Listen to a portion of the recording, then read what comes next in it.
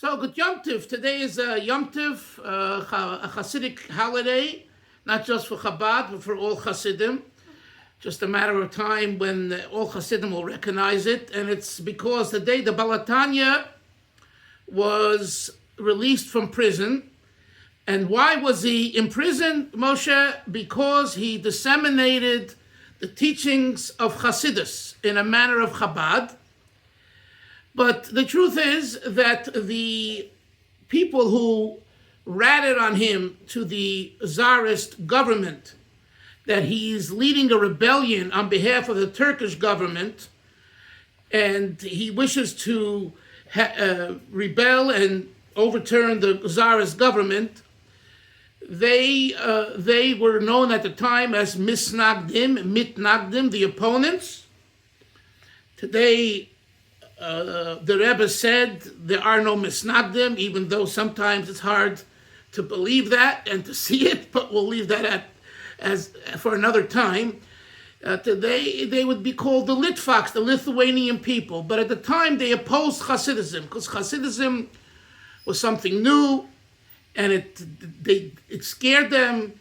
It reminded them of false messiahs, which we had in the mid-1600s into the 1700s.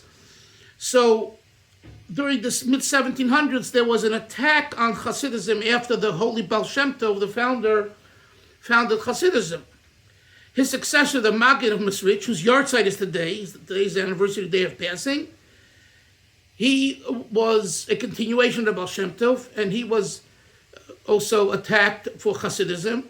But he passed on in 1772, which led to his disciples publicizing the teachings of Hasidus in that part of the country, which is Belarusia, etc. And it got to Ukraine and Russia and other places. And the Balatanya of Shneur Zalman, the author of the Tanya, which is the kind of Bible of Chabad Hasidus, it is the Balatanya was appointed by two students at the time who were the primary students of the Maggid. They made Aliyah to Eretz Yisrael, to Tveri, I believe, and they asked him to continue the tradition of the Maggid as the leader for all Hasidus, not just for Chabad, for all Hasidim. And in fact, it's a question: when did the Shita, the ideology of Chabad, when did it start? Because really, he was a Hasidic master for all Hasidim in that area.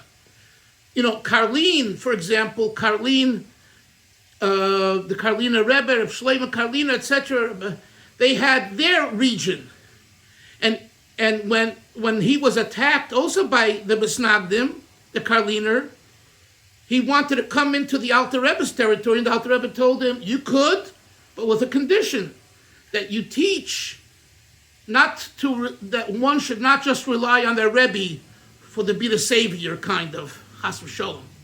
But you got to work yourself. And if you're not agreeable, don't come here, because you're going to, this is the system that I'm teaching and my students here in this region. And you coming in and offering another approach will confuse them.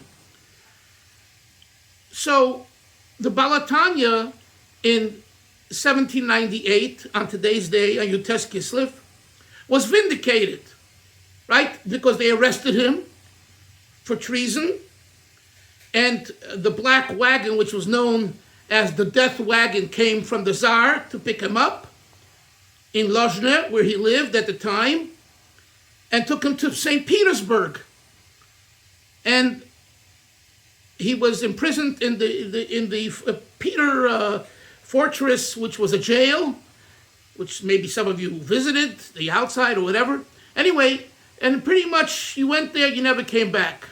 53 days later, corresponding to the 53 chapters in Tanya, miraculously, the Alter Rebbe was vindicated and released. And the Balatanya said that his imprisonment was not his personal imprisonment, it was an imprisonment from on high on the dissemination of Chabad Hasidus in general and Chabad Hasidus. Because later Rabbi Avram Kalisker, who moved to Tveria, he opposed the Baal Tanya's approach, like I told you yesterday. So there was a gzera, a decree on high, should we allow this approach to continue? And the Alter Rebbe said that the Maggid came to him in jail spiritually, he had a calling, and the Baal Shem Tov, and he asked them, should I continue with this approach? Maybe I should give up and just teach Hasidus like the Baal Shem Tov, without Chochma Bina Das, without the intricacies of the mind. And they said to him, no, since you started, not only should you should continue with great strength and more strength. And we know a law, Moshe, that when a document is complained about, is argued about whether it's authentic, when it goes through the judicial court and it's ratified as correct, it has more strength legally, halachically. So they said that to the Alter Rebbe, since your life and what you represent was on the line, and from on high you won the case. In other words, here below, the Tsarist government saw that this was an accusation, a falsification, and an outright lie that the Alter Rebbe is sending money to the Turkish government. What he was doing was he was supporting Kolel Chabad. He was supporting, and Kolel Chabad, by the way, then didn't mean just Chabadniks.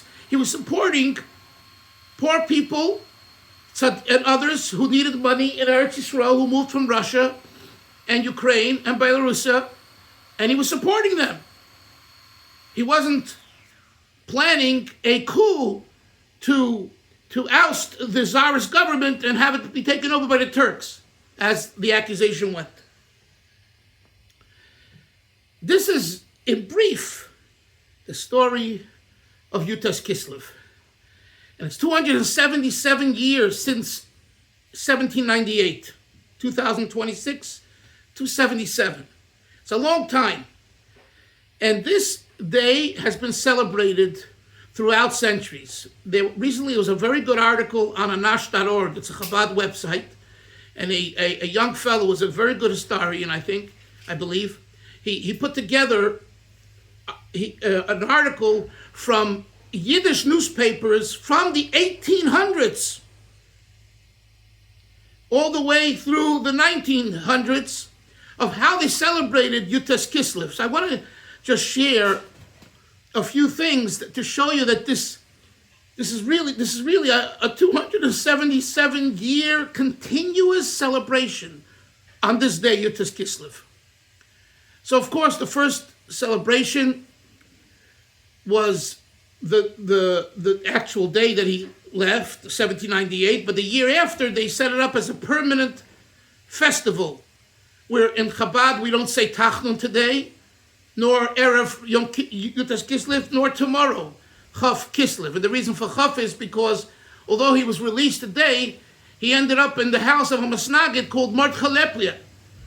He had his own chassid, Mordechai Lepler, but there was also a Masnagid with the exact same name. And by mistake, he went to the and he was there 3-4 hours, and the Masnagid, interrogated him and made him crazy about the Nusach HaTfilah, the prayer rite, not Keser, not Dishach, and all those things.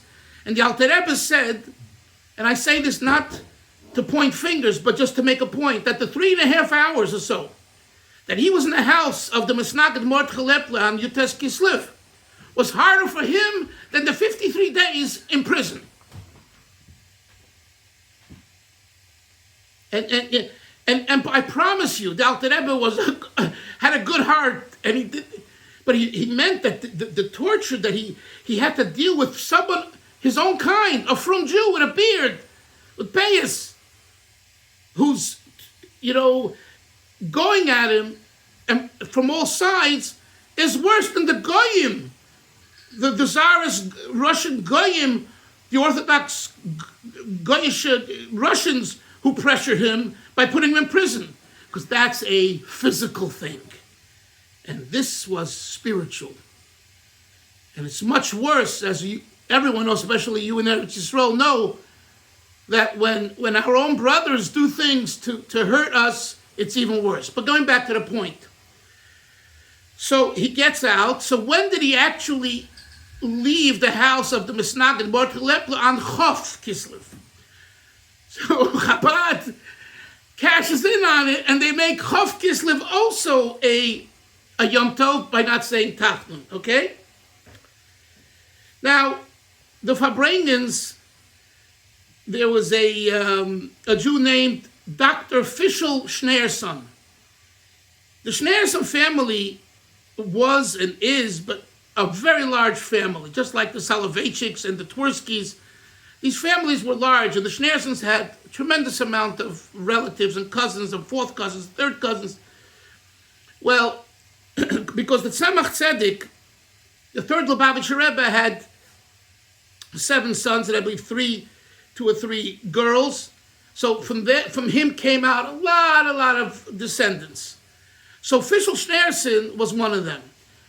Fischl Schneerson's father considered himself like a Chabad Rebbe of sorts, but he already was more modern. I believe he was frum, but he was modern. I don't think he had a beard, and he was a psychiatrist, and he actually came to this country in the 1920s, and then he lived in Tel Aviv in 40s, 50s. There was just a lady who passed on at Crown Heights. She was 96 or 97, who was his secretary when she was a teenager in Tel Aviv. Mrs. Gorari was her name. Anyway, so Fischl Schneerson wrote a few books. Most famous was Chaim Gravitzer. It's a novel someone named Chaim Gravitzer, and he talks about how he grew up in a Hasidic home, and it seems like a Chabad home, and he went to the Chabad yeshiva, and he was a great student, and then he rebelled, and people say it was like he's talking about his own life in the fictional character of Chaim Gravitzer. It's a very important read, and I think it might even be available in English today, I'm not sure. Definitely in Hebrew. Then he wrote another book called Sanergia Shel, I forget the exact name. And I read it once, or parts of it, and he talks about Yutas Kislev, how Yutas Kislev was celebrated in his hometown in Russia. I think it was either Repke, one of those towns in Russia. And he speaks about how it was such a festive day, a happy day. It's like everyone was happy. Now you went to work, there was no such a thing as, you had to work to bring home what to eat. But as soon as you came home, you ran to the shul, and you davened mincha, whatever, or bayrav, and you sat in the Farbrengen, then you danced, and ate some kasha. Tradition of Chabad is to eat black kasha on buckwheat on Yutas Kislev, and you danced, and Farbrengen, and you were happy. My father-in-law, who he grew up in in Kharkov in the 1930s, so he told me, I asked him once, how did you celebrate Yutas Kislev? These were very difficult times. He said, as soon as we came home, we just went to shul and we just danced and we were happy. He didn't, I asked him, you didn't learn? He says, it wasn't about learning, it was a happy day. We were dancing and saying L'chaim and Farbrengen. In America, 1925, New York, Brooklyn, New York, I believe, Mr. Kramer, Chazak Kramer, Chaim Kramer, who was kind of Mr. Chabad in America in the turn of the century, sends out a letter. I saw it. I think I might have even printed it in one of the books. Sends out a letter to all the Chabad shuls, the tri-state, and there must have been 25, 30 such shuls. In Manhattan, 5 shuls. In Brooklyn, 5 shuls. In New Jersey, in Passaic, there were Chabad shuls in the 20s in all of these places. Now, Chabad shuls doesn't mean that they were wearing these beards. You got it? There were some from the old country that still had their beards, and then there were many that already became more modern. But They knew that they come from Chabad stock. And they knew that on Yutas Kislev, you're happy. You celebrate. How did they know? Here's an example. Brownsville, Brooklyn, which today there's a resurgence of Chabadniks living there, but for years you wouldn't walk there even during the day, okay? Used to be called Yerushalayim of America. Brownsville in the 20s and 30s had hundreds of shtiblach and shuls and yeshivas. Orthodoxy, the largest orthodoxy in America was not Chicago, was not Manhattan, it was in Brownsville, Brooklyn. Okay? So, Rabbi Yisrael Jacobson, no relationship to Y.Y. Jacobson, no Simon Jacobson, another family. He was a chassid, a student of the Rashab and a chassid of Friedrich Rebbe and the Rebbe, and he came to America in 1926, and he was a great communal activist, besides a Rav and a Talmud Chacham, and he was like Mr. Chabad as far as a rabbi is concerned, from 26 to 1940, when the Rebbe came, the previous Rebbe came. So he tells over that he just came and they invited him to a Yutas Kislev party at a restaurant in Brownsville. Who invited him? A person named Mr. Shmuel Nelson. Who is Mr. Shmuel Nelson? His great-grandfather was a famous chassid of the Tzemach Tzedek, Rabbi Baruch Mordechai. And he was a great-grandson. And he said that there's a tradition in his family that's passed, his father told him, that whoever will celebrate Yutas Kislev in a festive way is guaranteed to see Yiddish Nachas, Jewish pride, from his children, his grandchildren, and his great-grandchildren. And therefore, he writes an invitation to people of the Chabad shuls in Brownsville. You're all invited to a party at a restaurant. Rabbi Jacobson didn't go because he came from Lubavitch. You don't make a party in a restaurant, Yutas Kislev. You celebrate it in the shul, in the Beis Medrash, in your house. You know what I'm saying? He wasn't accustomed to the American ways. The next year, he writes that he already convinced Nelson to bring the party into his house and to celebrate. But I'm pointing out to you is that here is someone who wasn't very religious initially. Rabbi Jacobson writes he became more religious, back to his roots. Once Jacobson came and he got involved in the shul and all of that, became a gabbai, maybe a president. But the point is, it was a fact by him that Yutas Kislev, you have to make a party. Okay? And finally, I have an invitation somewhere in my archives. I think it was in St. Louis, I believe. An invitation, 1949, I think, is the date for Yutas Kislev. On this and this date, we're going to celebrate Yutas Kislev.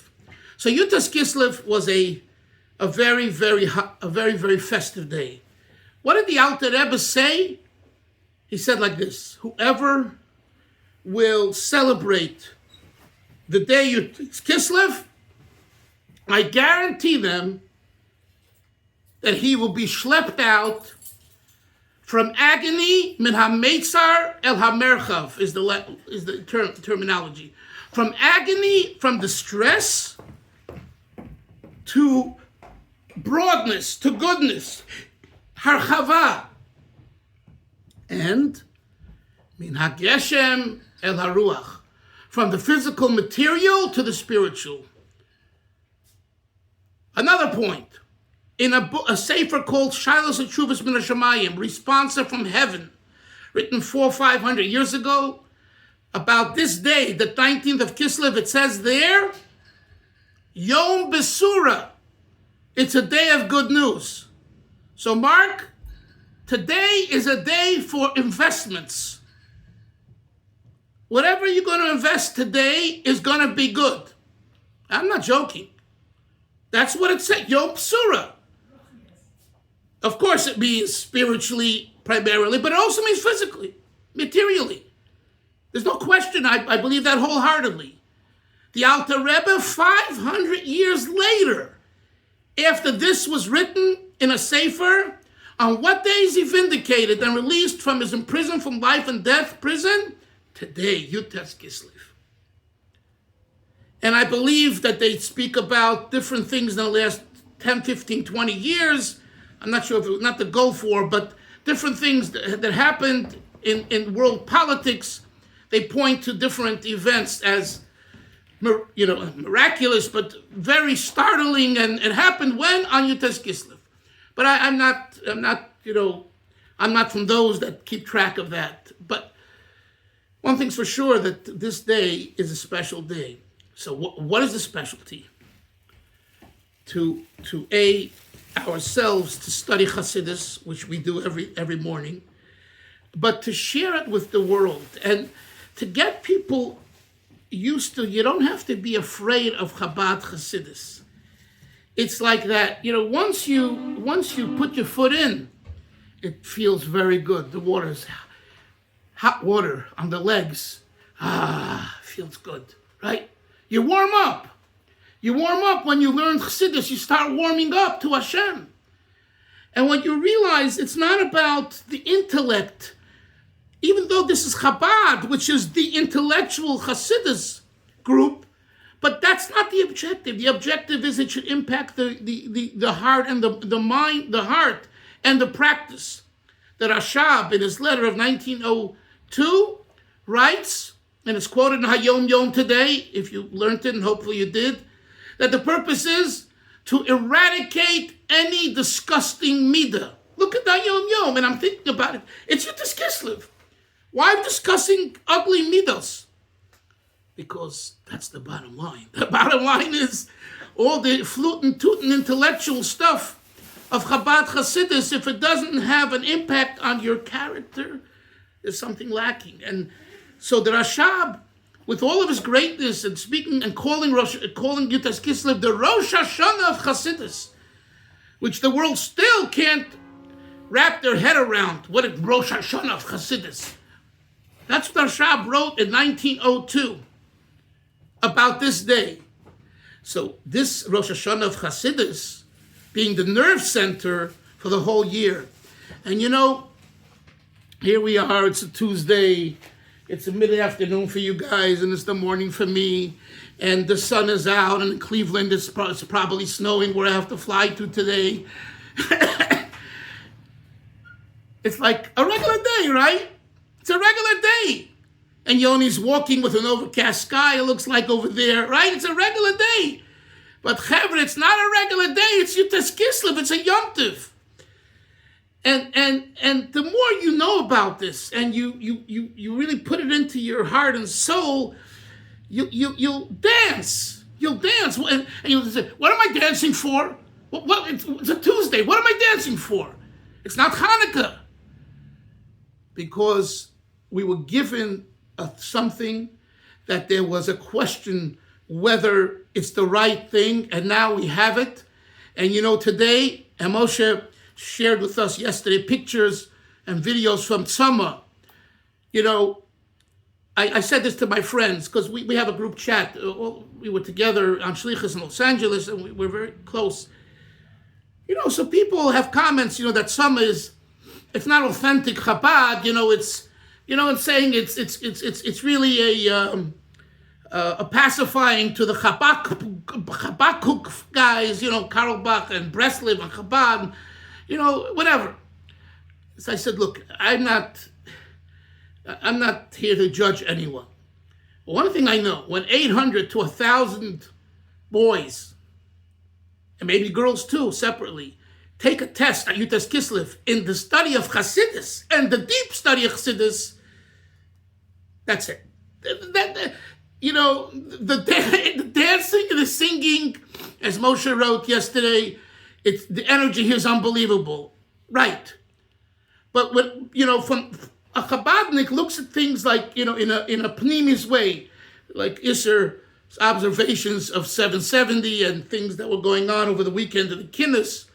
Isser approached it in a very Chabad way, which is, from Chabad perspective, a right way. So there is, and I wrote this to my chevra, my friends, because they're not so aware of all the details. I'm much more aware, having been to Eretz Yisrael so many times, and I know Moshe Shilat, and I know where Mayona Yisrael started. I was there at the beginning. I was there when Mayonot started in the beginning.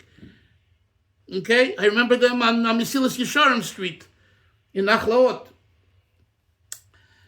So what's happened, and I really credit Shilat and his organization, at least in Eretz Yisrael, he's gotten Torah's Chabad into Hesder yeshivas for sure, and even some Litvish yeshivas.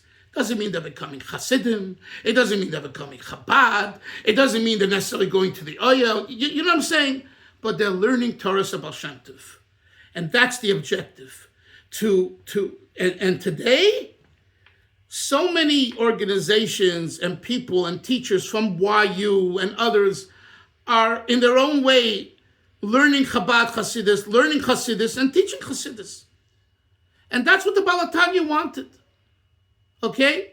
He didn't necessarily want everyone to be a Chabadnik. I repeat always what the Venerable Chassid Rabbi Avram Drizin Avram Mayor, one of my mashpiyim, said in Lakewood, New Jersey, many years ago at a Chalamoid, Simcha Beis HaSheva Farbrengen. There was 150 people in the sukkah, and here is this chassid who was born in 1900, and he's in a different world, and it's Chalamot Sukkahs.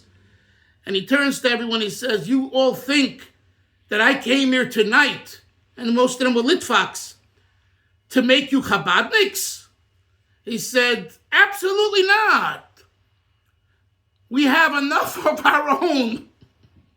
We don't need you guys in 770. Stay in Lakewood. But he said, if you want to see a Jew who's a real Yiddish Shemayim, who has real awe for God, come to 770 to see the Lubavitcher Rebbe. Just go there to observe him and hear him and see him and then make your decision. But we don't need more Chabadniks. And I say that today as well. This isn't a numbers game, because we had a big discussion in our group. Is Chabad all about numbers?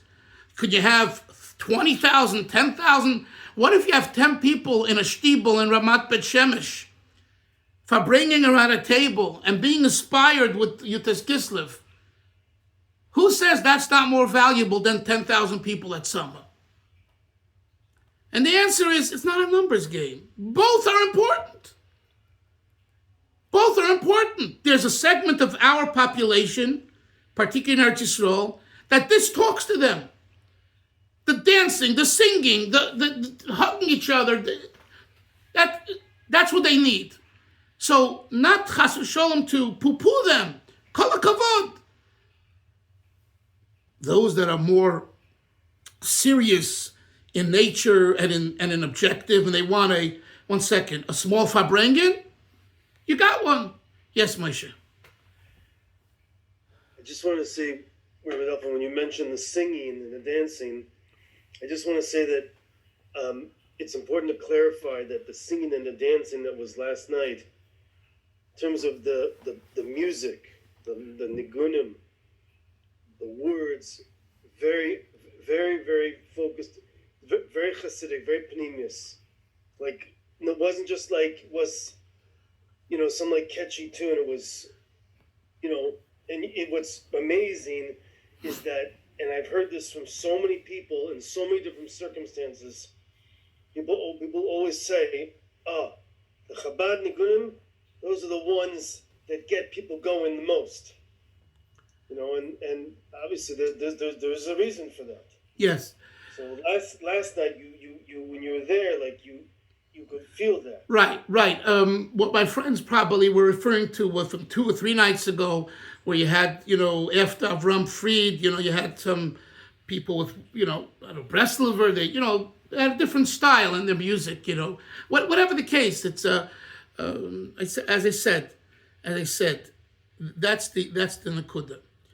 Chevra, I'm going to stop today because I do have to get to LaGuardia and to go. It was Hashem. Tomorrow won't be a shir, but Thursday will be. Okay?